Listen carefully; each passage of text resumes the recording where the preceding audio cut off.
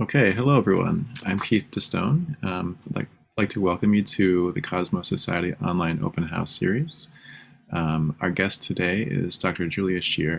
She is a senior associate member of the American School of Classical Studies at Athens, and also this spring at the Center for Hellenic Studies in Washington, virtually at the center in Washington. She is a research fellow. Um, Her current project is a book on creating collective memory in ancient Athens. And from that project comes the topic of our conversation today, which is Lysias, his funeral oration, and collective memories in classical Athens. So, Julia, I'll let you start that in a minute, but as I previewed for you, I'd love it if you could tell us what first sparked your interest in the classical world. Okay, it's not an answer that anybody else is going to give. Um, I am third generation on both sides of my family in the field. So it was absolutely inevitable that I grew up wanting to be in the field. And I grew up on excavations.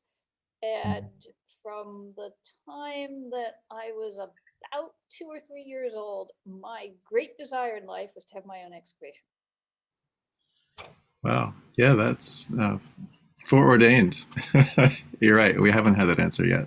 You're the only one. Well, there are very, very few people like me in the field. I can think of no one who is third generation on both sides. I know I can think of maybe two or three people who are third generation on one side. Hmm. Right. Uh, Well, we're very honored, extra honored then, to have you with us today. well, So, I had to do something, and what did I want to do? I wanted to be like my parents, be like my family, hmm because that's the model I had. So it really isn't hmm anything particularly surprising. hmm yeah. Okay. Well, thank you for sharing that personal aspect to it. So now I should let you start um, with your Okay, presentation.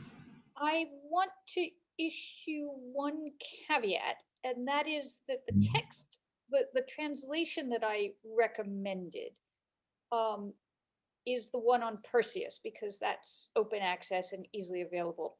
I have to Mhm. confess, the translation I'm sitting here looking at is not Perseus because I had already had a printed out copy of Stephen Todd's translation. And so that's Mhm. what I'm actually using. So if I'm use a different text than the one you read, don't panic. And Mhm. there's some cases where I'm actually going to use my own translations. There's one passage that's quite important. Mhm. Um, so thank you very much. It's a real pleasure to be here today. I'm coming to you from Athens, and I'm delighted to be with you. What I want to do today is to think about how the funeral orations created collective memory in classical Athens. And I want to do that by looking at the funeral oration that's preserved for us in the speeches of Lysias. Um, I've argued elsewhere, for anybody who's chasing that, in a journal called Classical Quarterly in 2013, that the funeral oration's primary purpose was to create memory. This is not what the scholarship had argued up until when I wrote this article. But if you have ever had the sad task of having to write a remembrance for a funeral, or to organize a funeral. And unfortunately, we are living in a world where many more people suddenly have had to do this. Then it's not really very surprising because funerals are all about memory. And it seems to me that that is a cross cultural feature of funerals, that this is not culture specific. Um, and I was particularly this was particularly brought home to me when I had to go to the funeral of a Turkish colleague. And of course, in Turkey, everyone is Islamic. And I was very, very struck at all the similarities to other funeral rituals that I knew in other cultures. But to return to ancient Athens, the funeral orations were given as part of the burial of the war dead who died in that year. And we know the rituals best from Thucydides' description, which was the other passage that I suggested that you look at. Thucydides, of course, is particularly interested in focusing on the oration that he puts in the mouth of Pericles, his great hero.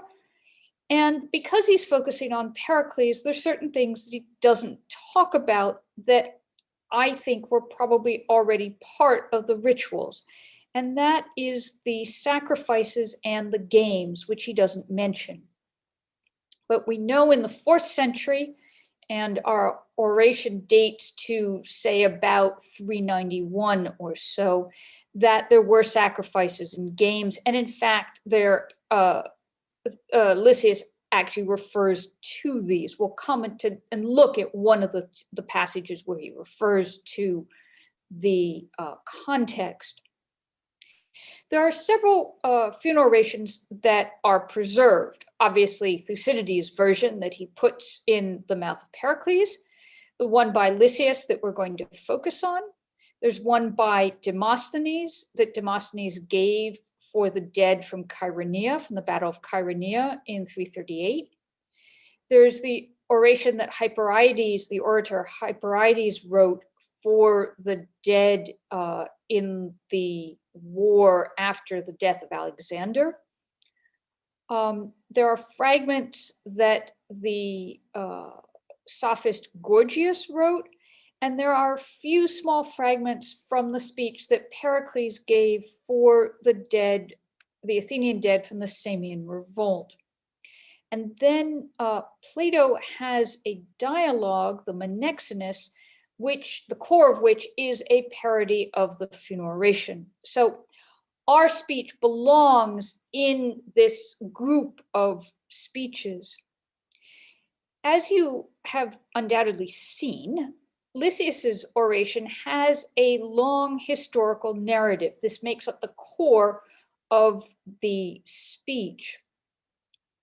And this is thought to be typical of, this is thought to be, the format of this speech is thought to be the typical funeral oration speech. And that is why when I was trying to think what I would ask you to read, I decided to focus on this speech because we do think that it's typical. As I said, I want to use this speech to think about how funeral orations created collective memory in ancient Athens. And the way that I want to do this is I want to talk a little bit about memory processes so that we're all on the same page. I want to look at one particular episode in Lysias's speech, and then I want to open things up for discussion. And we're going to start our discussion with another one of the very, very obvious episodes to look at.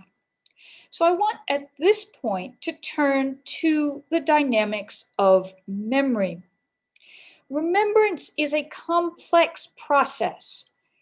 We don't necessarily realize that when we're remembering, but it is. And we need to understand how this process works if we want to talk about the process of creating collective memory. Remembering is a social activity. It is something that takes place in social contexts. And this is true whether the remembering is done on the level of the individual or on the level of the group. We're going to focus today on the memory creating memory at the level of the group, what is called collective or social memory by scholars. Collective memory happens when individuals share their memory together. And this process has an important role in the functioning of groups, and particularly in creating identities for groups. Now, in order for this process to happen, groups must talk about and share their narratives and their stories. Of course, if you have a group, even a group of only 11 people, the way we do, all 11 people can't talk at the same time because nobody will hear anybody else. And there will just be a cacophony. So in order for the groups to share their narratives, there needs to be order. They need to share their narratives in an orderly way. And that order, one of the main ways to create that order is through ritual, whether it's a religious ritual or whether it's a non-religious ritual, what today we would call a secular ritual, what scholars of ancient Greece might be more inclined to call a civic ritual. Ritual also makes it possible for groups to remember together. And when groups remember together, the rituals, performing the rituals that allow them to remember together, serve to reenact the past. And this is particularly true when what is being reenacted is a narrative, is a story. If you think of religious rituals, you can think of some very obvious examples of this. If you think of the Passover Seder ritual, that is a classic example of the way that the story reenacts the original events. The same is also true if you think about the Christian Eucharist. The Christian Eucharist reenacts the Last Supper. And it's not surprising that I can come up with obvious examples from both the Jewish tradition and the Christian tradition because the Christian tradition develops out of the Jewish tradition and because Judaism is very, very focused on remembrance. Remembrance and also remembering not to forget is a crucial part of the way Judaism functions. And I am sure there are Islamic examples that I just don't, but I don't know Islam and Islamic ritual well enough to come up with them for you. When groups remember as part of ritual, the memories that they create are double. So there are memories of the act of remembering, so the memories of taking part in the ritual, and of the event being remembered. So if you think about my example of the Passover Seder, when you take part in a Passover Seder, you have on the one hand the memory of taking part in that specific Seder, and also of the reenactment, the memory of the original event that is being commemorated. The other thing that happens is that the process creates the same memory for all members of the group. And this is very important in understanding how collective memory is created for groups. I could say a great deal more about the dynamics of memory. As it's probably become clear, I find this incredibly interesting and not just in ancient Greece. But I hope that I've given you enough background to see how this might work. And what I want to do here is now to turn to Lysias's Funeral Oration. What is particularly interesting from my perspective with Lysias's Funeral Oration is that at the beginning, Lysias stresses the importance of memory processes in this speech. So right at the beginning of the speech in the second section, he says that although he's going to speak about the dead, the contest that he's engaged in, and here is that word that Greg Naj likes so much, the agon, is not with the deeds of the dead, but it's with speakers of previous orations. Now, the minute he's competing with speakers who have given previous orations, that competition works because in his memory and in the memory of his listeners, is the memory of those previous speeches. He then goes on to say that the arete, what I would translate as excellence, we could translate this as valor, if you like, of the dead has provided so much material that there is plenty for earlier speakers, and there's still plenty for future speakers. Lysias then, in the third section, gives his plan. So what he's going to do is to talk about the deeds of the ancestors. He knows these deeds, he tells us, by fame, what I would translate as oral tradition. And he gives us a reason for doing this, because he says, and this is my translation, I have to admit here, because it is right for all mankind also to remember them, these are the ancestors, hymning them in song, speaking of them in the memories of good men, honoring them at such appropriate moments as this, and educating the living in the deeds of the dead. If you are looking at the Loeb translation there, you will notice that at a crucial moment, when we came to speaking of them, I used a very different translation. There's a problem with the text there. The manuscripts don't agree. And the version that the older text, like the Loeb uses, is, in my view, very hard to make sense when you come to translate it. And therefore we need to use the other manuscript tradition, which is the one that I used, speaking of them in the memories, nemes, of good men. This is a specific occasion that Lysias is referring to here, and it is the burial of the war dead and the annual rituals. So we see that particularly when he talks about remembering, hymning, hymnuntas, hymning the dead in song, speaking of them. Funny that I would be interested in speaking of them in the memories of good men in a speech about speaking, honoring them, timontas, at such appropriate moments as this, just in case we weren't getting the message, and educating the living in the deeds of the dead. And here, right in the third section, this sentence, this plan is programmatic. This is telling us, just in case you haven't noticed, this is what we're doing here.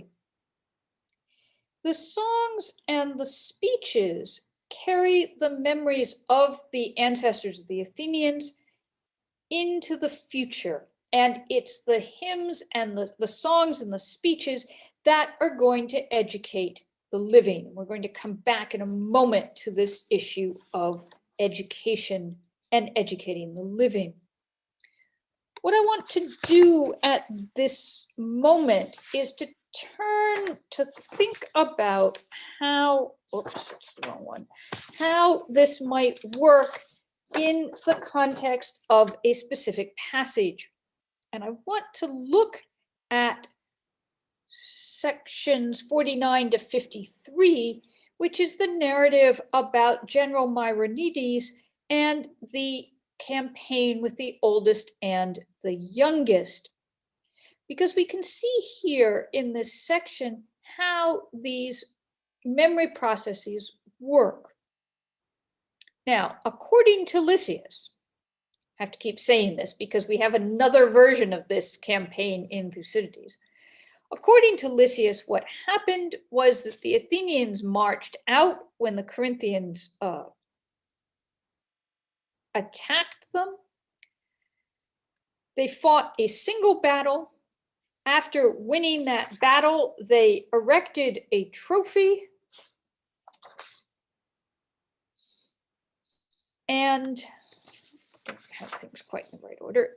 They erected a trophy, And then they returned to Athens with the most beautiful glory. So according to Lysias, this is a resounding military success on the part of the Athenians. It happens to be a very different version from the one that Thucydides gives us in the Pentaconta Atia. If you want to look that up, it's book 1, 105.3 to 106.2. In Thucydides' version, the first encounter is a draw, followed by the erection of rival trophies, one by the Athenians, one by the Corinthians. Those trophies lead to a second battle, and then the surviving Corinthians are stoned to death by the Athenians. I think you can see from my summary here that there is very little of Thucydides' version in Lysias's speech.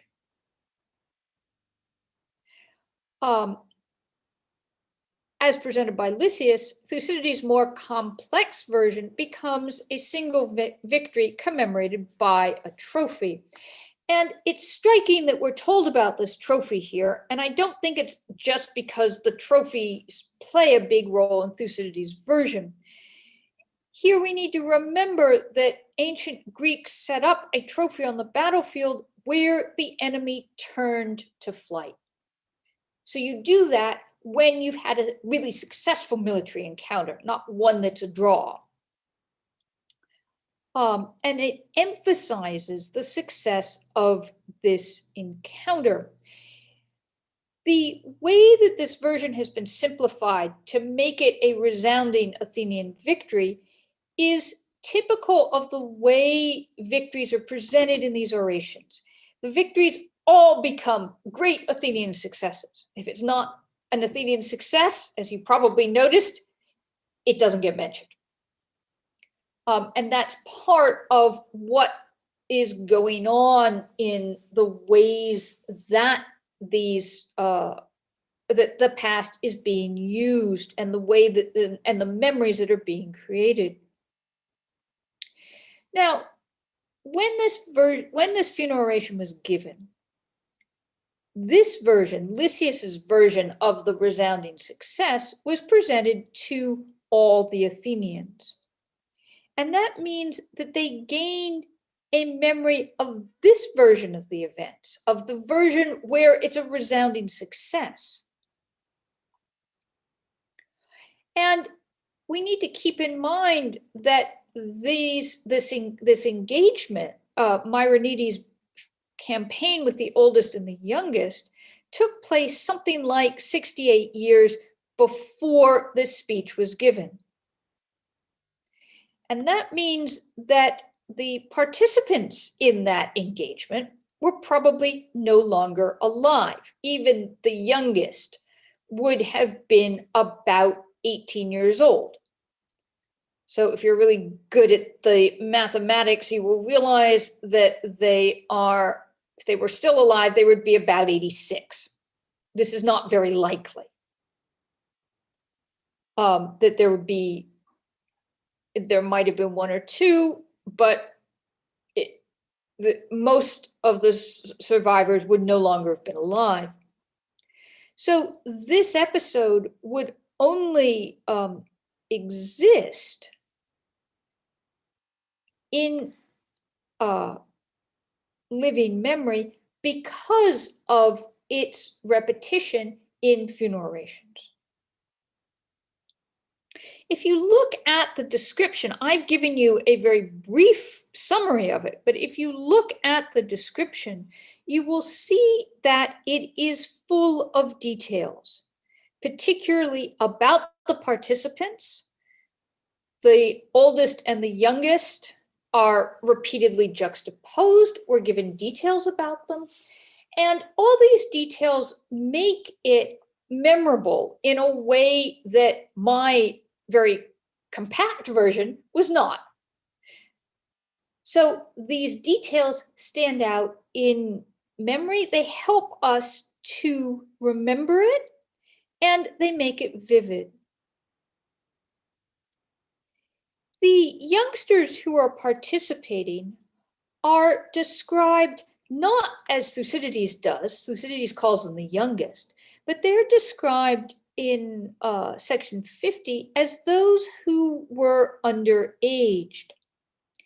And at the end of the narrative, this is in 53, we're told that when they returned home, they went back to being educated. And the fact that they're being educated marks them as too young to be citizens and too young normally to be fighting on behalf of the city. That puts them in exactly the age group of the oldest children of the war dead. The ones who are not quite ready to become citizens. And the youngest in this passage become models of behavior for the children of the dead being buried here. Through this speech, the children of the dead are educated in both in the most beautiful glory that the oldest and the youngest fighting with Myronides gained, and also in the deeds of their fathers. And they gain a memory of these events that they would not otherwise have. So what I've tried to do is to unpack for you the memory politics or the dynamics of memory in this one episode. What I want to do now is I want to turn to another example of these dynamics of memory. It's the really big example. It's the really clear, it's the clearest example in this speech. And that is the Salamis narrative that's from 32 to 43. And at this point, I want to, this probably stood out to you when you read it. It's an obvious set piece. And what I want to do is turn the hard work over to all of you and to ask you, how do you think that this Salamis narrative worked to create memory for the Athenians? So over to you. All right, friends, we're on the spot. Well, I've done a lot of talking. So. Yes, Helene. There's one thing that strikes me in one passage. I think it's in 33. There are several ways of translating that passage, I think, because I read several translations. But the way, in one translation, it looks as if the Spartans did a bad job and the Athenians did a good job, in a way, you know, if I want to simplify. So I was kind of surprised by this, because the Spartans, in our memory, were the ones doing a really great job and courageous, and they have to be remembered. So what's going on there? Well, this is partially about intended audience, isn't it? So who's the intended audience for this speech? It's not the Spartans, is it? No, it's not. So this fits into this very strong pattern of what you might call the glorification of Athens. Right? That's you see this repeatedly in Lysias' speech, but it's true in all of them. If you think about the Thucydidean one, right? The Thucydidean version, which I think is much less atypical than most people think. The Thucydidean one focuses on how wonderful Athens is, what makes Athens unique, the democracy. Athens, remember the line, the famous line, that Athens is the school of Hellas, right? So it's very much the same part of that. Would there have been any particular reason in the contemporary context, at the date of Lysias giving this speech, for fostering a dim view of the Spartans? Well, Let's say my Athenian history is not at my fingertips, so we're at about 391. So 12, 13 years before, the Athenians lost the Peloponnesian War quite decisively to some other city-state. I've kind of forgotten who that other city-state is. Somebody help me out. could it be Sparta? Yeah, yes, to the Spartans. So that's lying behind there. And remember, too, that the Spartans supported the oligarchy that was installed after the end of the Peloponnesian War. So Athens doesn't have lots of reasons to look very fondly on Sparta. And there are rising tensions between Athens and Sparta at this time. So that's going to be part of what's lying behind there. Mm-hmm. Yeah, Sarah. One of the things that jumped out for me in this passage is how often he asks his audience to imagine what it felt like. There's a lot of stuff about danger. How must they have felt? And I wondered whether you see that as one of the devices he uses to imprint it on the memories of his audience. It's almost like reenacting in your memory, even though you weren't there. Is that what's going on, do you think? Yes, I do. You're right that those rhetorical questions are very, very important. And they lead into the real core of this this narrative. And if you look at what Lysias says, so those rhetorical questions are in 34 and 35. One of the things that he asks is what was in the mind of the people who looked on the men on those ships? What was in the minds of those who were about to fight at sea? So that focuses on two groups of people. The people on the island of Salamis who are watching this battle take place under their noses, as it were. And on the other hand, the people who are on the ships themselves. And what else are we told about these two groups of people? We continue looking at that passage.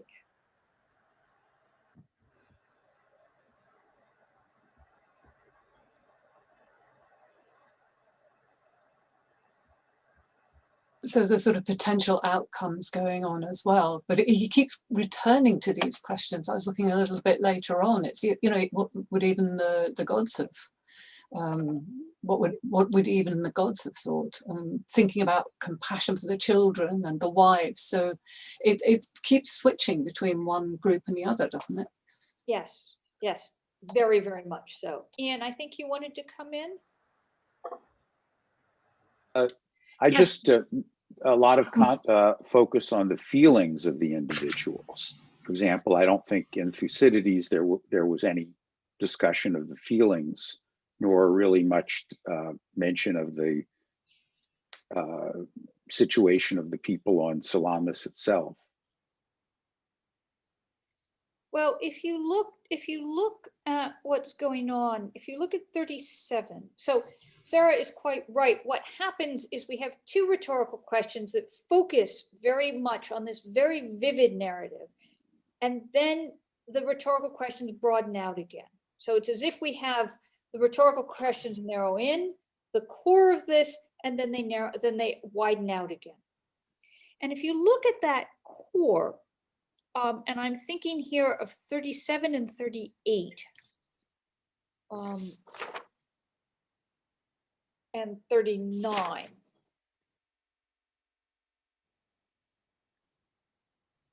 So we start off, they're greeting each other frequently. Maybe they lamented their fate. They knew their ships were few. They saw that the enemies were many. They knew Athens had been abandoned. Those are clearly the watchers on the shore, right? They know that Attica has been laid waste, full of barbarians. The sanctuaries are on fire. All these things are happening close at hand.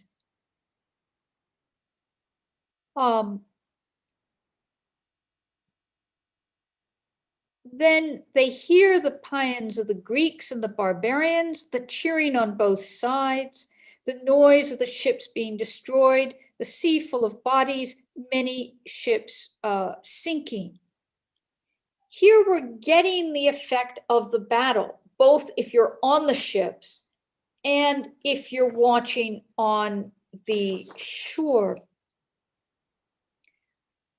For a long time, the battle was evenly matched. Now they seem to be victorious and safe, now defeated and destroyed. Don't look ahead. At that moment, do we know what the outcome is? We, the listeners. No. Of course. Not the way it's being told here. The participants, would they have known what the outcome was in the middle of the battle? No. So at this point, the way that Lysias is constructing this, our experience as the audience maps onto the experience of the participants. They don't know at this moment what's going to happen. And then yet this is the most famous battle that the Athenians fought. I mean, they would know. Yes, they do. They would know, but in order to know what is going to happen, they have to remember what they already know. And this is a game that appears repeatedly in these funeral orations. Would you call it a cognitive game, a mind game? I think it's about reflecting the context, reflecting what the occasion is doing. Because memory is, I guess Greg would say, overdetermined in these speeches. And if the easy way to see that is to search for the cognates from neme and its cognates. But if you start looking at these speeches, you see that they have a number of strategies. And one of them is exactly this strategy of asking the audience to remember what they already know in a way that maps onto the original participants. And a very, very obvious place, my classic example of this is in the Demosthenes Funeral Oration, when he talks about what impelled the dead to stand and fight at Chaeronea. And he goes through the tribes. The men of Erechtheus remembered. No, they knew, sorry, that was not one of the memory ones. They knew that Erechtheus, et cetera, et cetera. And he does this for all the tribes. And the verbs are know, they did not forget, they remembered. And it's all about putting the audience in the position of, in that case, the dead. So for Demosthenes, remembering equals to knowing? You have to go look at it. I can't possibly redo this whole passage because the narrative is very elusive. So he doesn't give the full story, each of which is tied, it's appropriate to the particular eponymous hero. Both the dead and the listeners have to remember what they already know of that narrative in order to understand why this particular story impelled the dead of that tribe to stand and fight. And it's the clearest example of this. But something similar is going on here. So that's where recalling what we already know, what we, the audience, already know about this battle, is part of the same kind of strategy. Mhm. And if you look how it continues, right? That because of their fear, they evidently thought they saw many things which they did not see, and they thought they heard many things which they did not hear. So again, this is about the participants. And then we have those rhetorical questions. What prayers were there to the gods? How they reminded the gods of their sacrifice? What cries for their children, cries of longing for their wives, cries of mourning for their parents? Although it's possible to translate those so those don't look quite so much like questions, that's all one big rhetorical question in the Greek. So when Lysias says, or the speaker says that, it's asking the same questions that the participants on the ships asked. And they're listing here, he's listing here the children, the wives, and the parents. Of the survivors, the only people that he's left out are the siblings. And these are groups that reappear again, particularly at the end when the orator turns and addresses the survivors. So we see these survivors appearing repeatedly, and it's not just Lysias who plays this game. And then the second question, it draws out and it becomes indefinite. And then it eventually in 41, we finally get down to the victory. But it takes Lysias a long time to get down to say, oh yes, and by the way, they won that battle. And that makes the audience take part in it, makes the audience reenact the uncertainty of the participants. Right. But this isn't the first time. Oh, sorry, Anne. Thank you. Thank you very much. What I'm wondering is who are the audience and who are the people who are developing this collective memory? And I'm particularly wondering about whether memory means the same thing for men and for women. Because it seems to me that you talk about people, and yet most of the people that Lysias seems to address are men. He has the women's memory will be standing on the shore watching people die. Their memory will actually be of victimhood, not the same. And Pericles famously told the women to go home and be quiet. And I do wonder if you have any evidence for whether memory was different for men or for women. Okay. This is going to take this is where it's going to require quite a lot of explanation. So we know from Thucydides' Funeral Oration that women were present. Okay, the women are among the people that can bring offerings, they lament the dead, they go and they listen to the speech. So we need to imagine the people standing there as the speech is given, whichever order gives the speech at the grave, to include men and women, children, and foreigners. The foreigners are mentioned by Thucydides. Anybody who wants to can bring an offering and can walk with the wagons that take the remains to the grave. And it's at the grave that the speech is given. If you look at the way the last sections of these speeches are written, where they address the survivors, they're going to address wives, they're going to address mothers, right? Lysias talks about the parents and how terrible it is for the parents whose sons are being buried there.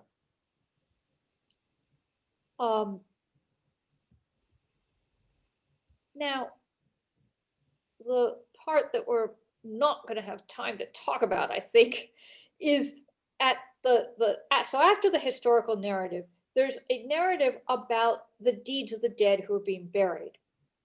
It's very short and very unspecific in the Lysias version.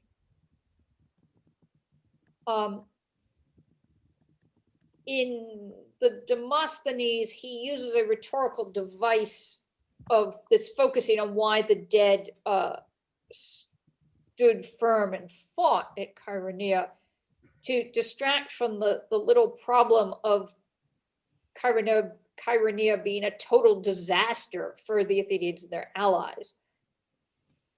If we look at the Hyperides speech, which is fragmentary, and we know it from a papyrus,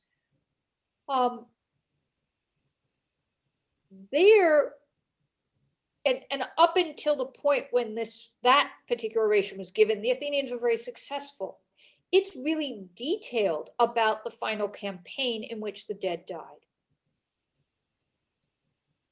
So just as we've been talking about the speech creating memories of past events, the speeches also create memories of the campaign in which the dead died. And those work for different participants. So for the children, and I've already alluded to this, the children gain a memory of the circumstances leading to the father's deaths in battle. Men who were, so the brothers, the fathers, we could expand out the uncles and cousins, men who are the male relatives of these men who were old enough to fight but were not on the campaign, because maybe we think about the 5th century, maybe they were active in another campaign, in another theater, maybe they're at home because they're the oldest. They gain a memory of the final campaign that they would otherwise not have because they didn't participate in it. Just hang on, Helen. The women are really interesting. Women aren't going to go out on campaign. Yeah, Helen. Yeah, because what about the Amazons? In section 4, he starts telling the deeds of the Amazon, and they are women. So that, isn't it interesting that he starts with them? Well, because for the Athenians, defeating the Amazons was one of their great victories in what I would call the deep past, what we would call what is more commonly called the mythical past. And it's important, it becomes very important for the Athenians after 479, because it becomes an analog in the deep past for the Persian sack of Athens. Except in that case, they successfully defended themselves from the barbarians from the east, who on top of everything else were women. So it appears all the time. It appears on the lovely building behind you. It's on the metopes, on the the west metopes, and it appears in a number of places, major visual compositions in the city. So it's not in that sense surprising, but those are not Athenian women. What I'm interested in are the Athenian women, to follow up on Anne's question. And so, Anne, what's interesting here for the women is that the women, whether they're the mothers, the wives, or the sisters who are standing there around the graves, are getting memories that they would not otherwise have by virtue of being female. They're not going to go out on campaign. But when the orator comes to talk about the campaign, the final campaign in which the dead died, the women get access to, the process creates memories for these women they wouldn't otherwise have. That's true also of these battles, the battles, the earlier battles, the battles of the deeds of the ancestors. They're only going to get those memories because of the memory processes of this ritual. Now, how they process them, how they individually retell those memories is not necessarily going to be the same. Women typically, in many cultures, are the people who are memory keepers, as it were. And so we might want to think about this as on the level of the family. And this is, again, where the memories of the memory of the final campaign of the dead is useful. We can imagine a wife, we can imagine a mother, we can imagine a sister repeating the story of how the dead son, husband, brother died to the children in the family when remembering is triggered, for example, by a specific object. We can imagine also these memories being repeated at the level of the family at a time of family rituals. So it was something, may we call it like a ritualized repetition. So remembrance was a construct or the outcome of a ritualized repetition / transmission. Well, because ritual by its nature repeats. Yes, it's repetitive, yes, of course, by of nature, course. right? Of course. I can't imagine I have to emphasize that to the Cosmos Society, because Greg jumps up and down about this all the time. I was taught by Greg as an undergraduate. And given the right impetus, I can usually channel Greg pretty well. But I'm sure I don't have to channel Greg for all of you. And I'm sure you can hear Greg say, well, this is what recurring religious acts, that's what ritual is, right? You can hear Greg say that. I can certainly hear Greg say that. So that's the nature of ritual. This is what ritual does. Maria, you're muted.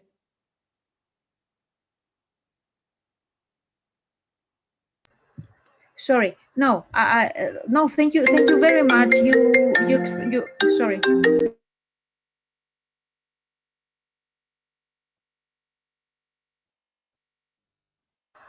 No, thank you very much.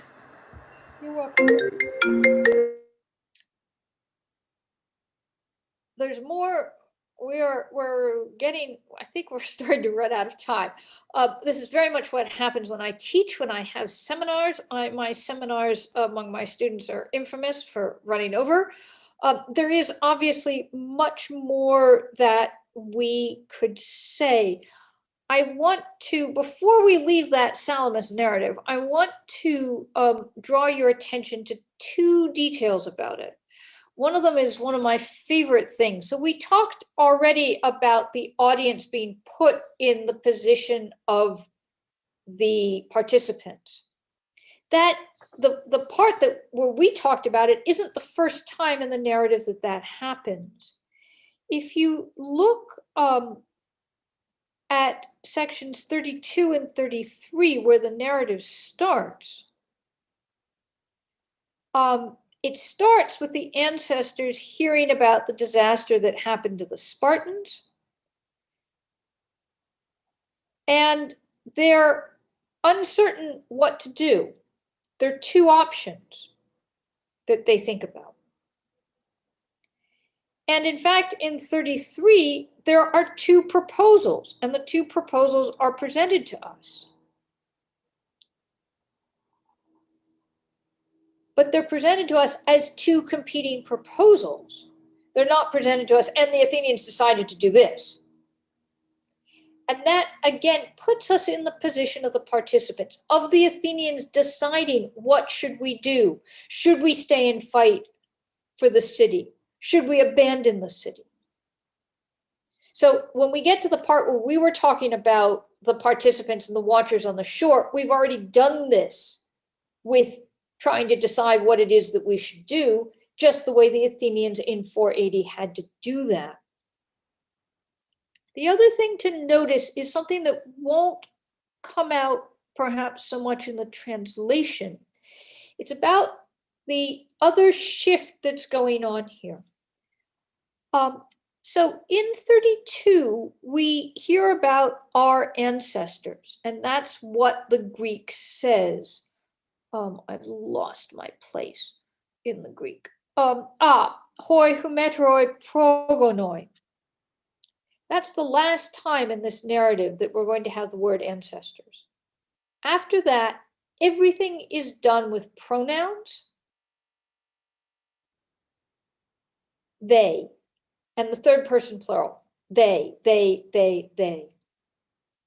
And this helps this slide between the ancestors and the present. It's shifting, and this is part of the way that this works to create memory, is it's not constantly saying, and our ancestors decided, our ancestors this, our ancestors that. It shifts. And so that helps us to gain, us, the audience, to gain a memory of what happened. It's a very, very neat trick here. I wish we had more time. You've asked? Yes, Claudia. You need to unmute yourself. Sorry. Okay. Okay. Thank you very much. I would like to go back on the process of collective memory at the level of the group, and all the ritual to reenact the past. And I think this is something which we still engage in today. Of course. I personally think of the commemorations of D-Day landings in France every year, and especially on important years, whereby all the war veterans from British forces, Canadian, American, actually come to the beaches in France and reenact the past. And of course, these war veterans, now there's only a handful of them left, but quite a lot of these war veterans, whether it's in France or whether it's Britain, actually go out into schools and recreate the past for the children and tell them what it was like. And actually, I think there's been a recreation of all these little boats crossing the channel to go to Normandy. So this is a process we've been engaging throughout the centuries, and we are still engaging today. This collective memory.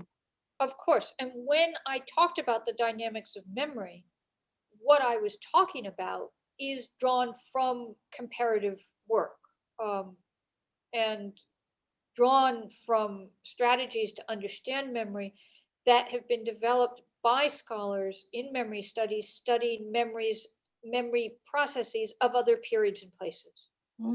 And I was drawing very heavily on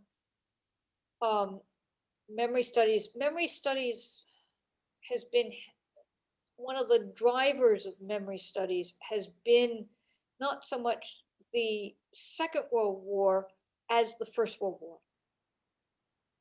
And understanding the shifts there is one of the big influences on memory studies. The other really big one is the Holocaust. And anybody who is interested in memory studies, is interested in monuments, is interested in rituals, should look at James Young's The Texture of Memory. It's a key work in Holocaust memorial studies. And it's one of the best discussions of how monuments work. it's excellent. I strongly recommend it. It was incredibly influential. It's a classic work at this point. Thank you. But he has a chapter specifically about ritual. It's called When a Day Remembers. The other very good discussion about ritual and memory is Paul Connerton's book, How Societies Remember. That's the right title. And it's not well known in classics, but it's been very influential outside of classics.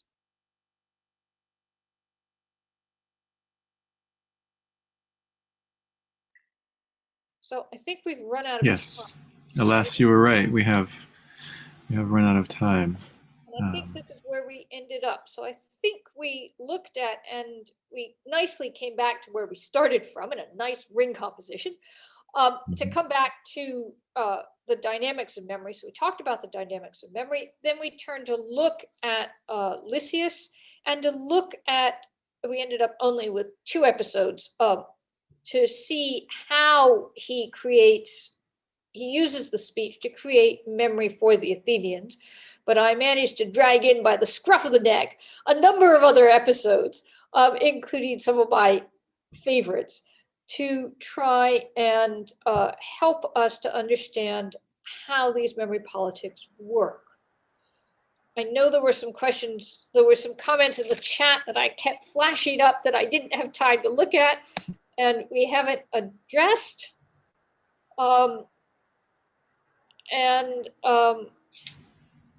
sorry that I didn't get to Bill's 2 questions. But I think, as I said, I think we ran out of time. Yes, that's how these things go. Maybe we can invite you back one of these days. Get some more time.